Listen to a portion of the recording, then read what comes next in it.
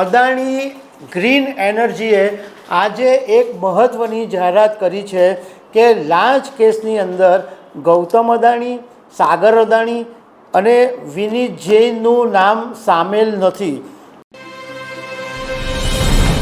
નમસ્કાર. છેલ્લા કેટલાક દિવસથી ગૌતમ અદાણી અને અદાણી ગ્રુપ ચર્ચામાં છે, કારણ કે અમેરિકાની જે કોર્ટે છે એમણે આરોપો લગાવ્યા છે લાંચના અને સિક્યુરિટી એટલે રોકાણકારોનો વિશ્વાસ ગુમાવવા માટે. તો આ બે કેસની જબરજસ્ત ચર્ચા ચાલે છે. એવા સમયે અદાણી ગ્રીન એનર્જીએ આજે એક મહત્ત્વની જાહેરાત કરી છે કે લાંચ કેસની અંદર ગૌતમ અદાણી, સાગર અદાણી અને વિનીત જૈનનું નામ સામેલ નથી.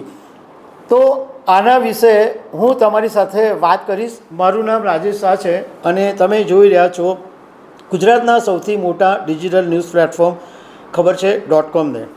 હવે આ ગૌતમ અદાણી ગ્રુપની ચર્ચા વર્લ્ડની અંદર ચાલી રહી છે, કારણ કે એક એવો યુએસની કોર્ટે આરોપ લગાવ્યો કે ભારતના એક સોલાર પ્રોજેક્ટ માટે ભારતના જ અધિકારીઓને ગૌતમ અદાણી ગ્રુપે 8 જણાની સામે આરોપ છે, એમણે 2200 કરોડ રૂપિયાની લાંચ આપી અને સોલાર પ્રોજેક્ટ માટે અમેરિકામાંથી જે ફંડ ઉઘરાવવામાં આવ્યું એમાં કોઈ બાબતની સ્પષ્ટતા નહોતી કરવામાં આવી અને 24 ઓક્ટોબર 2024ના દિવસે ન્યૂયોર્કની ફેડરલ કોર્ટની અંદર આ કેસ નોંધાયેલો છે. હવે આ આખો વિવાદ એટલો બધો વકર્યો એટલે અદાણી ગ્રુપે દેશના એક સૌથી મોટા વકીલને રાખ્યા છે અને એ સૌથી મોટા વકીલનું નામ છે પૂર્વ એટર્ની મુકુલ રોહતગી. મુકુલ રોહતગીને આ આખો કેસ સોંપવામાં આવ્યો છે અને એમણે મુકુલ રોહતગીએ એક પ્રેસ કોન્ફરન્સ કરીને એવું કીધું કે અમેરિકન તપાસની અંદર ગૌતમ અદાણીને ચાર્જશીટમાં આરોપી તરીકે બતાવવામાં આવ્યા નથી. અદાણી ગ્રીન એનર્જીએ એવી ચોખવટ કરી કે US foreign corrupt practice act FCPA હેઠળ ગૌતમ અદાણી, સાગર અદાણી અને વિનીત જૈનની સામે લાંચ અને ભ્રષ્ટાચાર આરોપો અંગે જે મીડિયા અહેવાલો પ્રસારિત થયા છે એ ખોટા છે.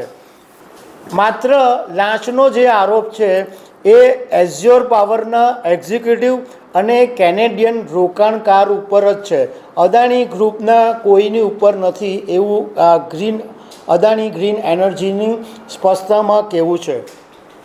જો કે અધિકારીઓ સામે અમેરિકામાં US સિક્યોરિટીઝ અને વાયર ફ્રોડ સંબંધી જે આરોપો છે એ આ અદાણી ગ્રુપ સામનો કરી રહ્યું છે. મતલબમાં લાંચ આપવાની વાતમાં અદાણી ગ્રુપની એવી સ્પષ્ટતા છે કે એમનું આરોપી તરીકે નામ નથી. તો દર્શક મિત્રો, આવી અનેક વાતો સાથે અમે તમને મળતા રહીશું. Thank you very much.